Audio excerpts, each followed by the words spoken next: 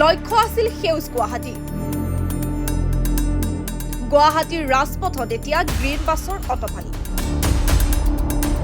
অতিষ্ঠ হৈ পৰিছে যাত্ৰীৰ লগতে পথচাৰী।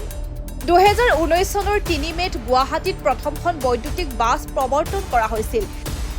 সেই দিনটোতে অসম ৰাজ্যিক পৰিবহণ নিগমে faster adoption and manufacture of hybrid and electric vehicles India আঁচনিৰ অধীনত গুৱাহাটীত 15খন ইলেক্ট্ৰিক বাছৰ চলাচল আৰম্ভ কৰে। কৰ্ণাটকৰ ধৰুৱাত প্ৰান্তত টাটা মটৰ্ছে নিৰ্মাণ কৰা এই বাছসমূহ সেউজ ৰাজহুৱা পৰিবহণৰ প্ৰসাৰ আৰু চহৰখনৰ কাৰ্বন নিৰ্গমনৰ হ্ৰাস কৰাৰ বাবে মুকলি কৰা হৈছিল। তদুপৰি 2024 চনৰ 1 জানুৱাৰীত অসমৰ মুখ্যমন্ত্ৰী হিমন্ত বিশ্ব শৰ্মাই গুৱাহাটীত 200খন অতিৰিক্ত ইলেক্ট্ৰিক বাছৰ চলাচলৰ শুভাৰম্ভণি কৰে। কিন্তু এই গ্ৰীণ বাছসমূহক লৈ কিমান সুখী গুৱাহাটীবাসী?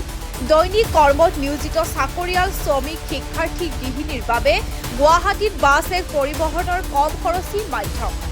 কিন্তু বিগত সময়ছোৱাত যাত্ৰীসকলৰ এই গ্ৰীণ বাছসমূহৰ বিৰুদ্ধে থকা অন্যতম গুৰুতৰ অভিযোগ হ'ল বাছসমূহ আস্থানসমূহত অধিক সময় ৰখাই থোৱাৰ সমস্যা।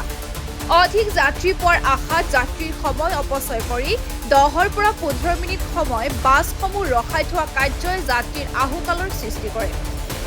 তদুপৰি বাছৰ একাংশ কণ্ডাক্টৰৰ বিৰুদ্ধে অধিক বাছৰ ভাড়া লোৱাৰ অভিযোগো আছে।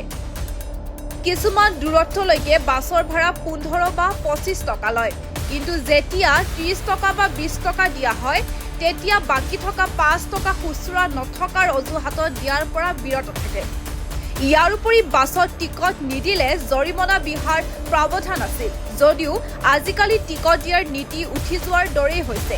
এইসমূহ নিয়ম উলংঘন নিয়ন্ত্ৰণৰ বাবে অৱশ্যে কোনো ব্যৱস্থা চৰকাৰে লোৱা পৰিলক্ষিত হোৱা নাই। আন এটা সমস্যা হ'ল গ্ৰীণ বাছসমূহৰ পথত আগ্ৰাসী গতিবিধি। ৰাস্তাত যেতিয়া গ্ৰীণ বাছ চলে তেতিয়া সৰু গাড়ী, পথচাৰী, ৰিক্সা, অটো আদি যায় ব্যাপক প্ৰত্যাহ্বানৰ সন্মুখীন হয়।